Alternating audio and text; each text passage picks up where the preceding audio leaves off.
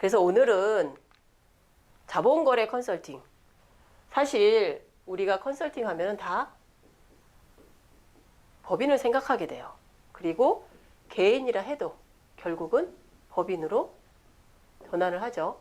그리고 부동산 같은 경우는 너무 크면 이제 아까 말씀드린 데 막 몇천억씩 나오면은 관리 법인을 세워요.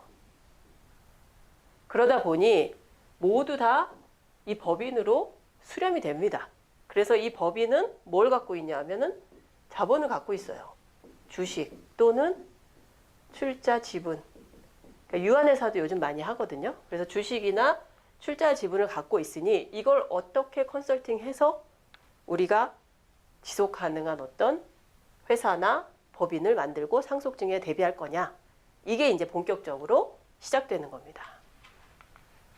첫 번째가 말씀드렸듯이 제일 중요한 게 가치예요, 가치.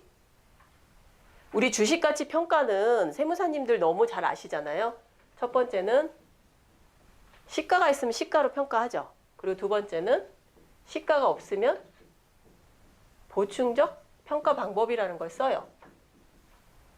이 보충적 평가 방법도 한 3가지가 있습니다. 첫 번째는 일반 법인, 두 번째는 부동산 과다 법인, 세 번째는 80% 이상 법인.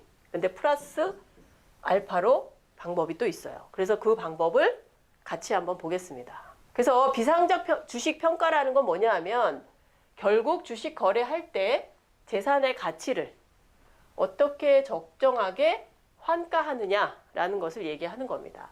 그래서 요거는 목적이 잘 아시겠지만 결국 세금이에요. 과세.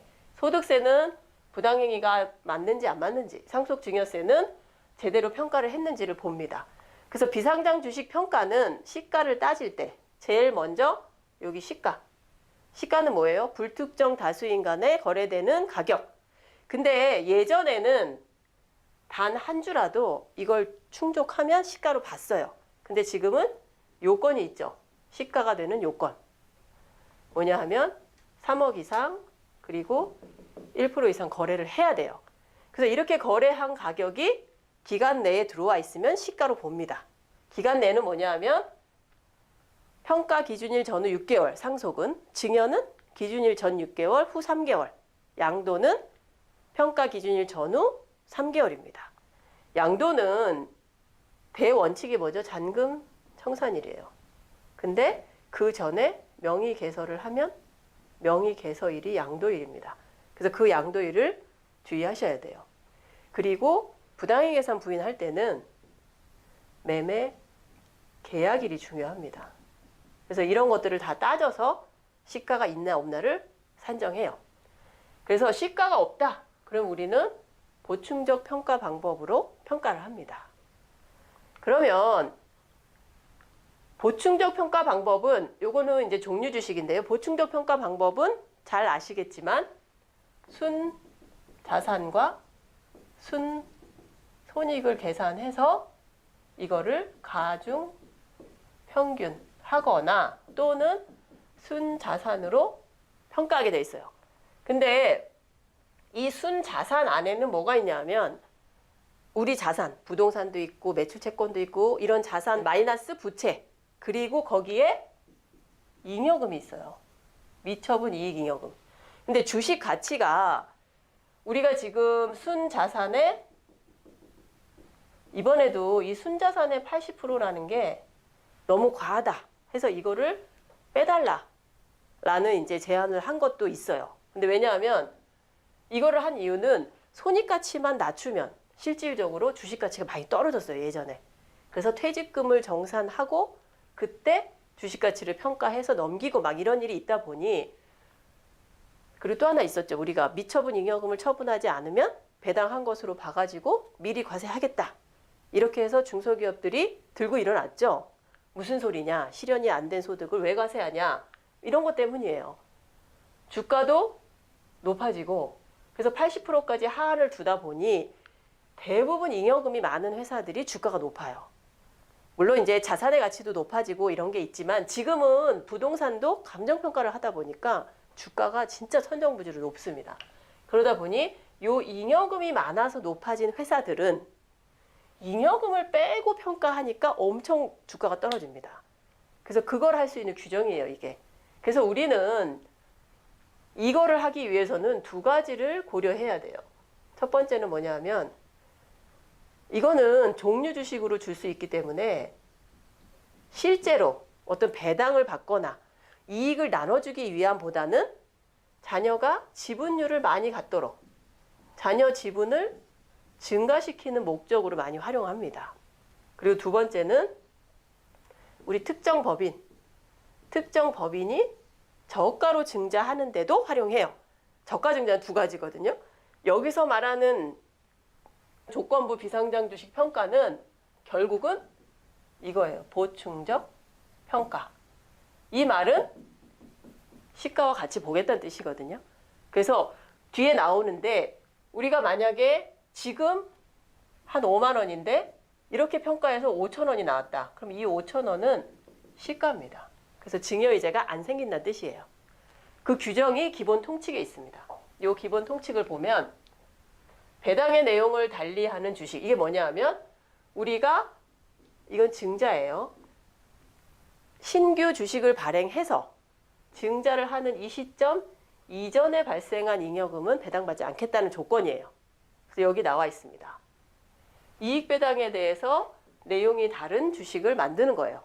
여기 있죠. 증자일 전에 잉여금의 유보액을 신입주주는 분배하지 않겠다.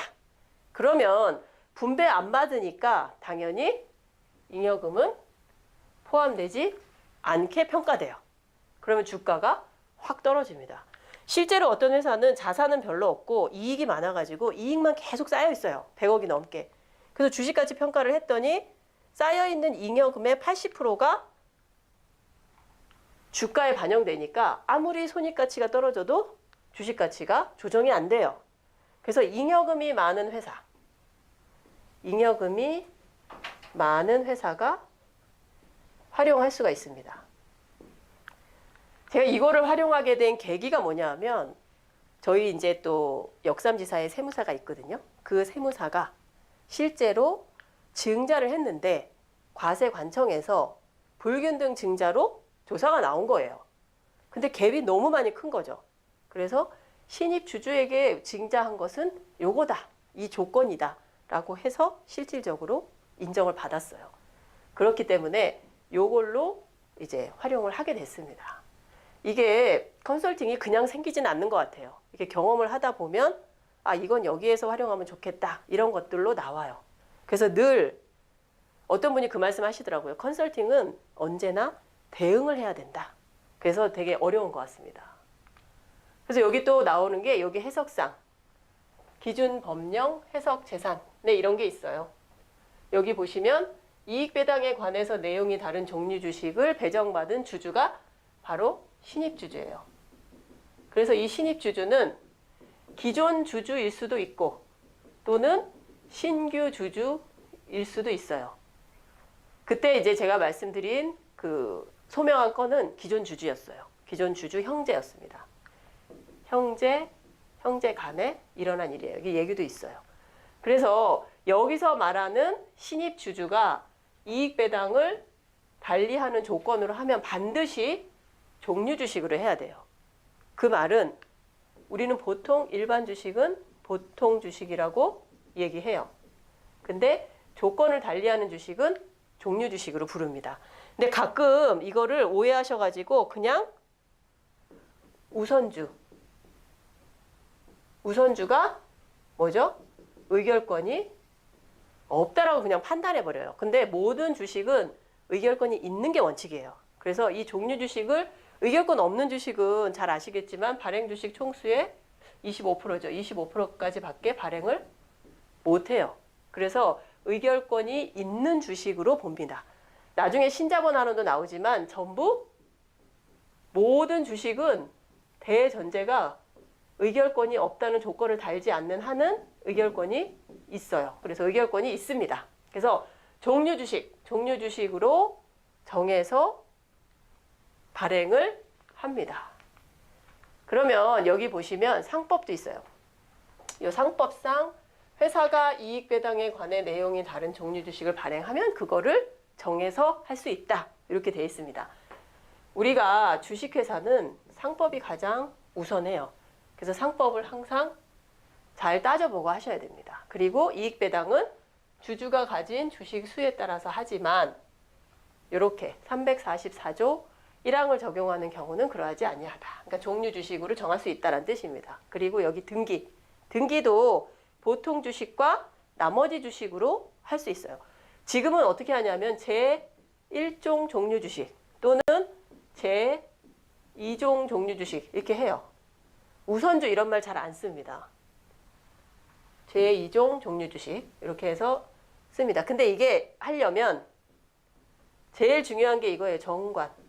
정관에 종류 주식 규정을 반드시 넣어 두셔야 돼요. 이렇게 해서 주식평가 컨설팅을 합니다.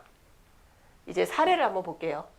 비상장 주식 평가는 아까처럼 보충적 평가가 있고 요즘은 또 어떻게 하냐면 너무 잘 알죠. KOTC, BB라는 게 있어요. 그리고 KOTC라는 게 있습니다. 이게 장외 거래 시장. 잘 아실 거예요. 장외 거래 시장. 네. 이 컨설팅 많이 합니다. 근데 과세완청에서 요거에 대해서 약간 이제 색안경을 끼고 보기 시작했어요. 왜냐하면 요거는 BB가 있는 거는 매수자와 매도자의 협의 하에만 거래가 성립됩니다. 그래서 요거를 조금 주시하는 경향은 있어요. 요거는 그걸 안 하기 때문에 말하자면 누가 샀는지 몰라요. 예, 그런 단점이 또 있어요. 그래서 컨설팅을 하기에는 요게 좋긴 합니다. 근데 지금은 요걸 말씀드리는 거고. 그래서 이 회사는 1주당 주식 가치가 49,200원이었어요. 근데 보니까 여기 아버지, 어머니, 자녀 둘 이렇게 돼 있어요. 그래서 순자산 가치의 90%가 미처분 잉여금이에요. 그러다 보니까 주식 가치가 절대 안 떨어져요. 49,000원에서 올라가면 올라갔지 안 떨어져서 우리가 어떻게 평가를 했냐면 조건부로 주식 가치를 평가했어요. 순자산 가액에서 미처분 잉여금을 빼니까 5,512원이 나와요. 주가가 엄청 떨어졌죠. 근데 이 5,512원은 보충적 평가액입니다. 그거를 명확하게 이제 인지하셔야 돼요. 보충적 평가. 이 말은 그냥 시가예요. 부당이익 계산이 아니라는 거죠. 그래서 이걸로 평가를 해서 어떻게 했냐? 자녀들만 증자를 합니다. 18,142주. 이게 각 1억씩. 자녀들은 1억씩 돈을 갖고 있어서 5,512원에 1억을 하니까 9.24%씩 늘어났어요. 근데 만약에 기존 가격으로 했다면 한 1%도 못 가져요. 그래서 이렇게 해서 만들어서 실질적으로 증여이익은 발생하지 않았어요. 불균등 증자지만 평가액으로 했기 때문에 문제가 없습니다. 그리고 이거는 우리가 제1종 종류 주식이 돼요. 주식이 됩니다. 이렇게 되면 어떻게 해야 되냐면 우리가 주권이란 거를 발행해야 돼요. 주권을 발행해서 기존 주주는 보통주, 요거는 제1종 종류 주식으로 요거는 제2회 발행이 돼요. 그래서 요즘은 무조건 신규 설립하는 회사도 주권 발행을 많이 권유합니다. 그리고 정관에 보시면 주권 발행을 하게 돼 있어요. 그리고 정관 안에 이런 얘기가 있어요. 주권 불소지 제도를 택하지 않는다. 이런 게 있어요. 이 말은 뭐냐면 주권은 회사가 갖고 있겠다. 이 뜻이에요. 그래서 대부분 주권을 발행하고 컨설팅을 시작해요. 왜냐하면 여기도 마찬가지로 자녀 2명이 증여를 받았거나 또는 처음부터 들어왔을 거고 여기는 다시 발행가액 자체가 달라요. 그래서 발행가액별로 주권을 나눕니다. 그렇게 해가지고 9.24%를 갖게 돼요. 이제 두 번째인데 자기 주식 취득 컨설팅입니다. 요거는 여러 가지가 있어요. 이익 소각도 뒤에 나와요. 그리고 신자본 환원도 나오고 또 기왕의 자기 주식 희석까지 희석 사례도 나와요. 그래서 두 번째부터는 한 10분 쉬고 3시부터 시작하겠습니다.